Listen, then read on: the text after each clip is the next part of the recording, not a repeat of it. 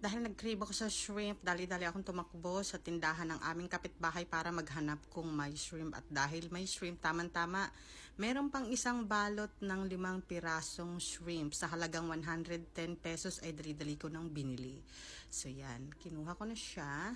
And ayan, pinakita ko sa may-ari para bayaran. Ayan, at dahil para masarap ang kain, bumili na rin ako ng Sprite na gagamitin natin sa ating pagluluto, and then iinumin ko yung iba.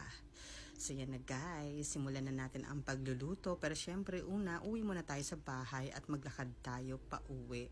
Ay nagbayad pala muna ako, and then sinuklian ako syempre. So ito na talaga yon, pauwi na tayo. Ayun, happy earn. Excited na.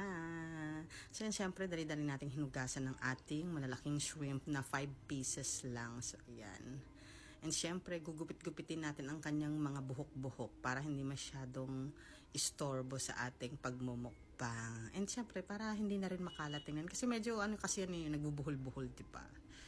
Pangit. Hindi siya aesthetic. So, ayan. Gupit-gupitin lang natin yan ng ganyan. At hindi ko natatanggalin yung kanyang, yung nasa backbone na itim. At hindi naman talaga tinatanggal yun sa mga pagbuo yung shrimp. At saka hindi naman ako maselan. Okay na yun. Kayang-kaya ko na yung kainin. Hindi ko na yung malalasahan, di ba? So, ayan. Pagkatapos nating hugasan ng mabuti, ayan, lalagyan na natin siya ng ating seasoning. Simple lang seasoning lang ilalagay ko. Lalagyan ko lang siya na itong powder seasoning and then pepper. So, yun lang. Haluin lang natin yan ng ganyan.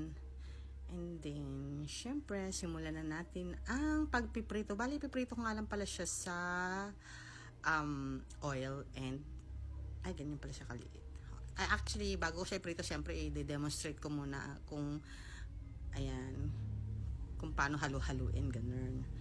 Ayan, so ayan na ang ating pagluluto. Gagamit tayo ng, again, soya oil. And then, naglalagay ako ng konting butter para masarap. And then, syempre, tunawin lang natin ng butter and then lalagyan natin ang ating shrimp. Ayan, nilagay na natin siya lahat yan. 1, 2, 3, 4, 5 shrimp. Ayan, konting shrimp lang para lang sa ating cravings. Ayan. Tarin natin. Hindi natin overcook para masarap.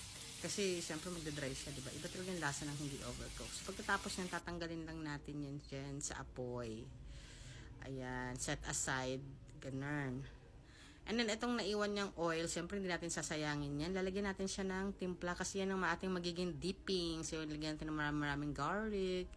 And then, pagtapos natin i-add ang garlic, siyempre, lalagyan natin siya ng liquid. At ang liquid na ilalagay natin ay